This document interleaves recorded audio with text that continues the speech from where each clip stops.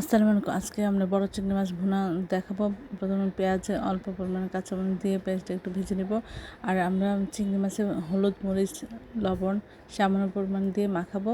আর এখানে আধা চামচ রসুন দিয়ে আমরা পেঁয়াজ একটু ভেজে নিব। তারপরে মাখানো চিংড়ি মাছগুলো এর মধ্যে দিয়ে দেব। দিয়ে আমরা প্রথমে একটু নাড়াচাড়া করে প্রথমে এক পাশ লাল করে ভেজে নেব, তারপর অপর পাশ লাল করে ভেজে নেব। তারপরে একটু সামান্য পরিমাণ পানি দিয়ে এটিকে ভালো করে কষিয়ে নেব। এর জন্য পরিমাণ মতো লবণ, আধা চামচ হলুদ গুঁড়া, আধা চামচ মরিচের গুঁড়া, আধা চামচ ধনিয়া গুঁড়া, আধা চামচ জিরা গুঁড়া দিয়ে আমরা এটিকে অনেক ভালো করে কষিয়ে নেব। নিয়ে তারপরে সামান্য পরিমাণ এটা পানি দিয়ে আমরা আবার এটাকে জাল করে পুরোপুরি রান্না করে নেব। সবাই আমার চ্যানেলটি লাইক, কমেন্ট, শেয়ার দেবেন, চ্যানেলের সাথে থাকবেন, চ্যানেলটি সাবস্ক্রাইব করে নেবেন।